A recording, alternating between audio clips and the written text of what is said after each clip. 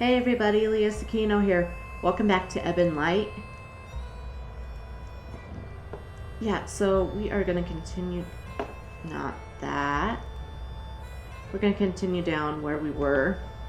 So I'm going to give myself 20 minutes to play this game.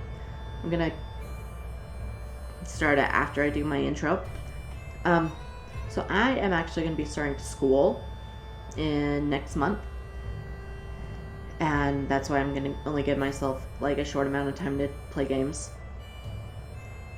Yeah, I decided to change my field, so I'm going to be an online student. And that's probably going to take up a lot of my time. But, I'll try to continue to keep up with the channel as well. So, hopefully we can, hopefully we'll be able to, I'll be able to keep up with both. So, I'm gonna start the, timer.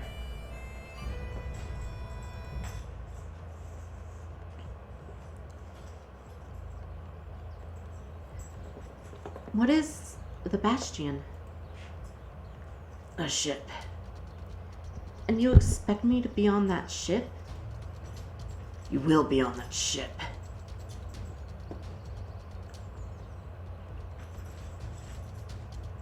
If I don't have a choice. You know, you could have always...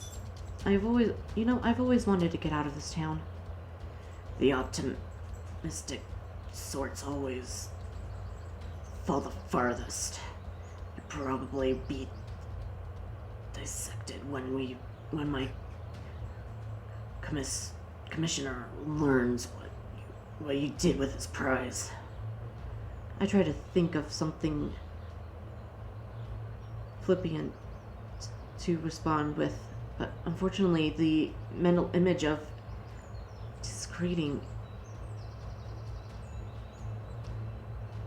dissecting was stuck in my head. I tried to piece together what little information I had. I tried to remember any time anyone had ever referenced Gahalia in the past. I couldn't remember anything. When the coast appeared, I immediately spotted the ship.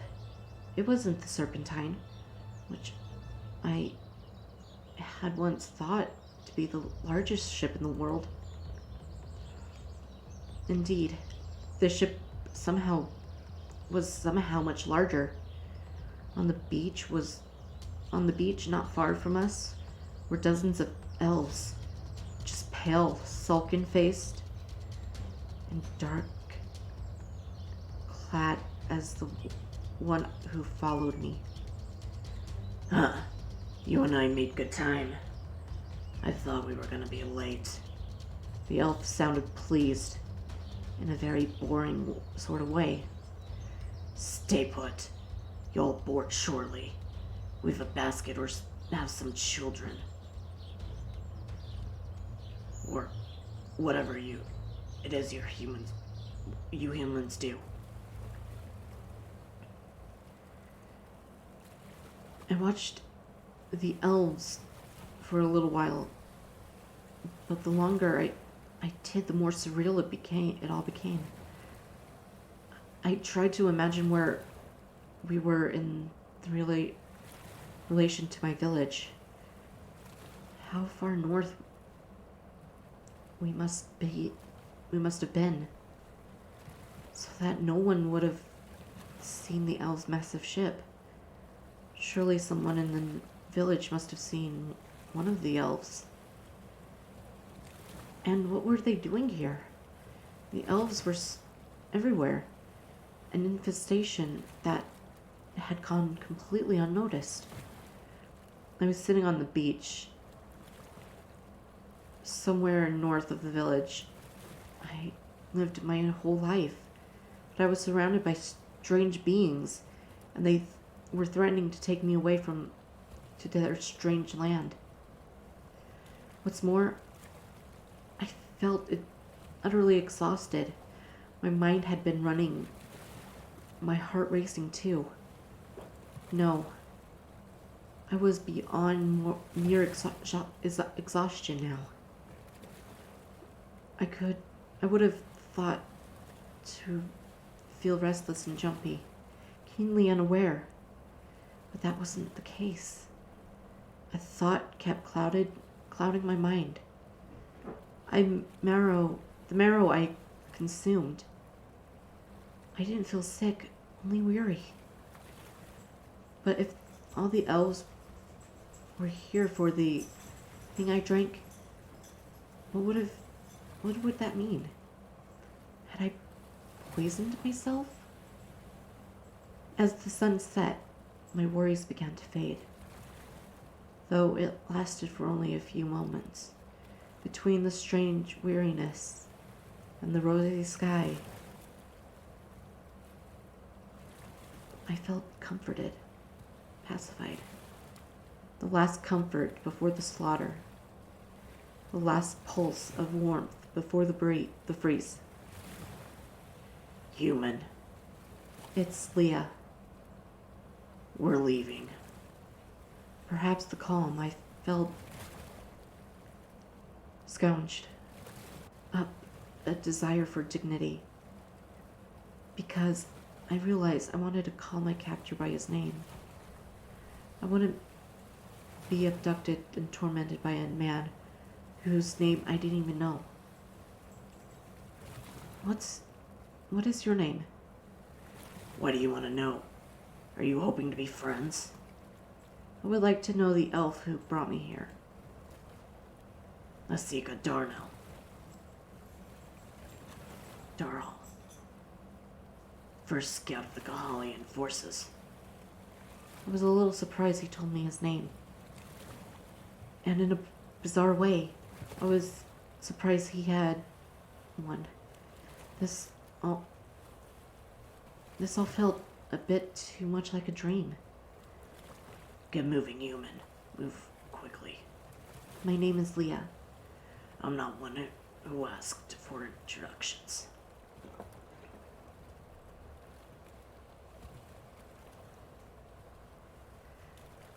Then let's go.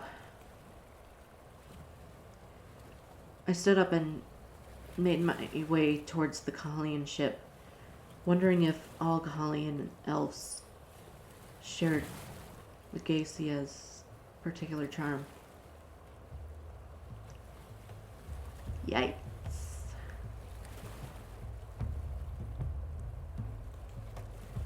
I might as well have been walking into another world. Aboard the Kahalian ship, I got a few odd looks from the elves. Return, please. They were all as pale as Gaciga.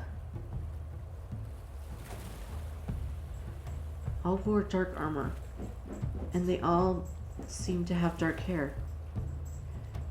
Their looks never lingered, for whatever anomaly I was. I must have not been able to. Must have been that remarkable. They moved with purpose, diligent, efficient, and unwilling to be distracted. Laciga had followed me onto the deck, staying behind me at an increased distance. I even lost sight of him between the crowd on occasion, but I suppose he wasn't concerned. Where was I going now to go? I tried to move out of the elves' way as best I could, but I still seemed to be making something of an obstruction. So I tried to stand still. The elves moved around me. There you are, Laciga. I heard the name of my escort, and looked to the woman who spoke of it. She was marching towards me. Come Commander. I realize Lesiga, sorry if I'm changing the name, I'm having a hard time keeping up, had caught up to me until I heard his voice over my shoulder. Your little side ventures. Successful, I take it not? I take it if not? She gave me a long, curious look. Then I demand a smuggling fee. There are proper channels if you really insist on taking your lovers home. She is what Dule wants. He's always been a bit of an odd one, hasn't he? All right, why not? Welcome to the Bastion, human. It seemed I ought to get used to be calling human. I'm Commander Calliope Milorose. Commander? Does that mean you're in charge of all of this? The gigantic ship, the massive of the black-clad elves, mysterious agenda somehow involving me? Oh no, no. I'm in charge of part of this. I'm also in charge of him. She motions to Lisiga, surrounding ever so slightly smug. I felt a surge of optimism.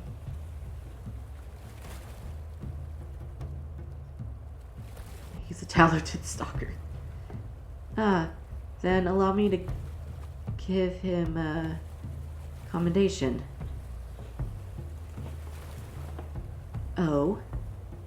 Oh? Your Lisiaga has been stalking me in your complete silence for days. Near? She never saw me. Well, actually I did once, but nevertheless it was completely impressive. You saw Rylan pass the cathedral to me.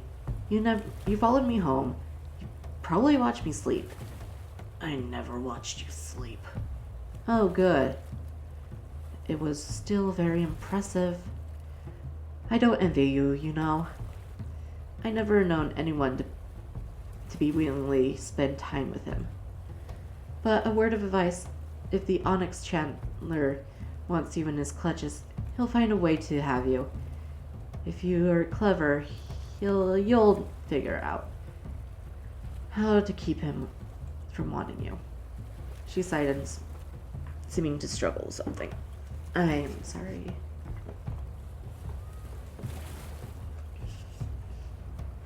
I really am busy, despite appearances. Let me think. What can I... Perfect. Theoden. The commander seized the attention of another elf, who immediately stopped what he was doing and walked towards us. He looked at the commander and then his gaze fell on me. Who is this? A human. Yes, Commander, I noticed, but... She's for the Onyx Chandler. And no, I don't know if he wants her. I began to notice tension between the new elf and Legacia.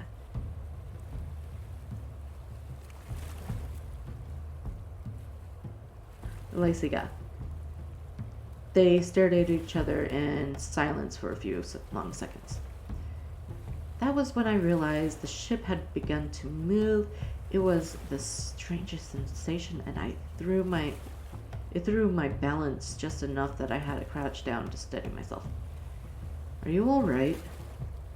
There he goes. Far too easy. Come with me, Lisiaga. You have some things to explain. Calliope and Lasiga left immediately, leaving me with the new elf. He held out his hand, offering it to me to help with my balance. Oh my gosh, he is hot. You did not hear that. I hesitated, and then I I reached out to take his hand. He held my hand tight, helping me steady myself. All of these elves were deceptively strong, it seemed. After I stood up again, I regained my balance. He let my hand go. First time on a ship? Yes. Wasn't that obvious? It wasn't common to have... Was it common to have spent time on a ship? No one I knew had ever been on a ship. Not like this.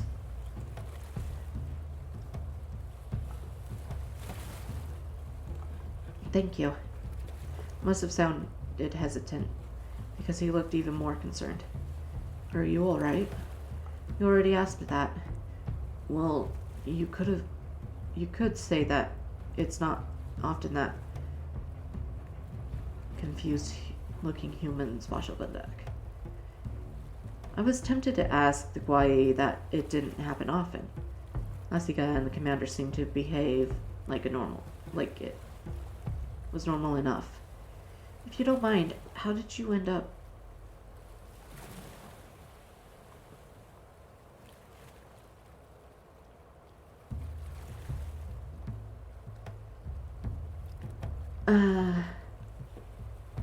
I mind. Oh, alright. I don't mean to be pushy. It's just that Asega isn't someone I'd wish on my worst enemy. He thinks that if someone is defenseless, they're simply at the mercy of people who are stronger. So he pushes people who can't stop him. He's wrong. Men like that usually find themselves surprised when a very weak person buries a knife in their heart. Do you think so? Is that how it works where you're from? Well, no, not really. Oh, I haven't even... My name is Faden Milrose. What's your name? Lia. I hadn't heard Milrose before.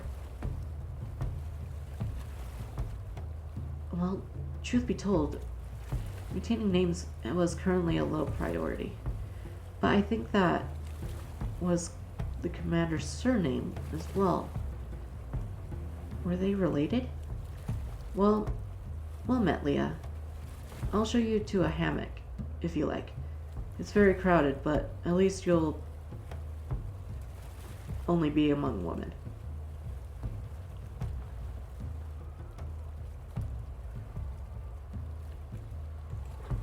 Your people let women fight? Yes, my people have never distinguished between men and women that way. Do yours? Good on ya. Sort of. There are really soldiers in Edric, but there are roles. Did they restrict you from being what you wanted? No. Edric has lazy traditions. And, well, I lived in the woods and made my own rules. That sounds blissful. He showed me to the ship's hold and gave me simple directions to finding a new role, finding a row of hammocks. The ship's innards weren't anything like I have ever imagined. It was so dark and almost impossible to see anything.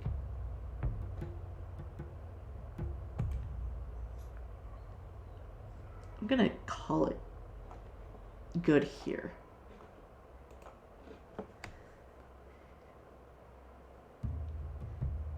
So, anyway, thank you guys so very much for coming out and watching this episode of Ebon Light. If you guys liked it, please consider giving it a thumbs up and subscribing if you haven't already. As always, links to my social media is down in the description box below. And please come and join us on Discord if you haven't already. Please stay safe out there, everybody. My heart and love is also with you. And I'll see you guys in the next video. Bye for now.